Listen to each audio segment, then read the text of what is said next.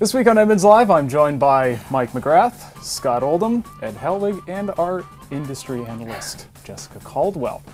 And this week we got our first drive of the Toyota Corolla and the Mazda 3. One is perennially a bestseller and one is perennially one of the best compact cars, period. So Mike, you drove, let's start with the Corolla. You drove it? Great. Tell us about it. Yeah, the 2014 Corolla comes with the same engine it had last time, but the big news this time, and this is big news for a segment that doesn't like change, it's now got a CVT, which ups the fuel economy to something like 42 miles per gallon.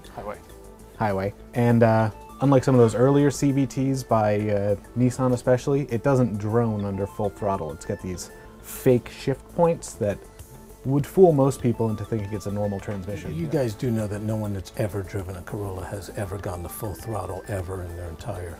Not once. Yes, and hence it's not they'll really never big. know it's a CVT. Not once. Yeah. Does it deliver the mileage?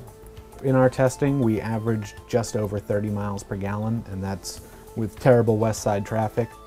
And on our 116-mile evaluation loop, we got something like 35 miles per gallon. And that's a mix of Mulholland Highway, PCH, and quite a bit of highways and a pretty steep grade. So we've no doubt that really on a flat road going 65-mile-an-hour speed limit, you'll get that number. And importantly, unlike the last one was not a very good car. This one is better to drive. The interior, in terms of quality, is a lot better. In terms of design, it is a little more interesting. I don't think it's But if you're even though. remotely interested in interesting, you go for the Mazda 3. Because we did really like that car. I think it's just as significant as the original one was when it came out, but talk about Mazda and does it really matter? Well, do they have a hope? Mazda is kind of like diesels and wagons. Journalists seems to like it. No one else really seems to care. The sales are okay, but it really has never caught on. The cars always get good positive reviews, but incentives are always high. They take a long time to sell. And it's just never reached that critical mass of, other brands that are smaller like Subaru. Their sales are still small, but they're growing. It just seems to kind of falter along.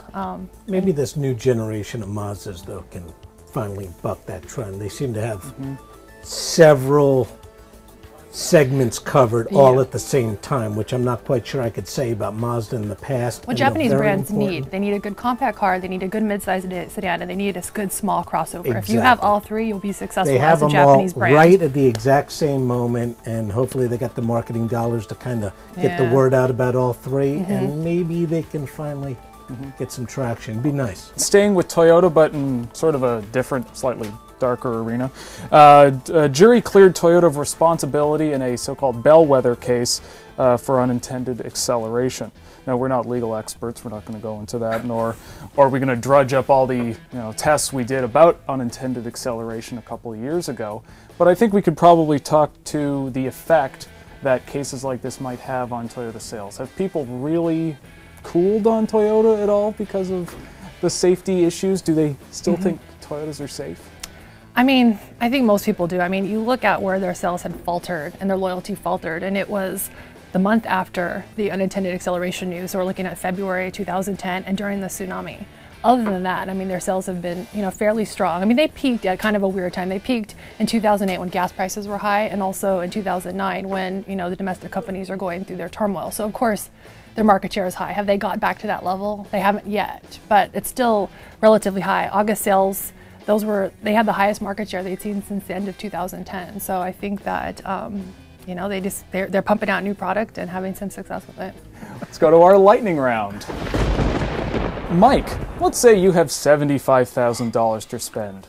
Would you buy a new Cadillac ELR, or would you buy both a Chevy Volt and a Cadillac ATS with the same amount of money? I would buy 2 Volts and have one of them tow the other one around. The pricing seems crazy for the Cadillac Volt, but what they have to remember is the Volt sales have been pretty low and relatively disappointing. There's no way with Cadillac's increased price and limited dealer network they were going to do anything but poor sales. So jack the price way up, make the interior really cool. That way when you only sell 400 a month, you have a reason for it. Now, similar topic here. Jessica, how long will it be before GM drops the price on the ELR?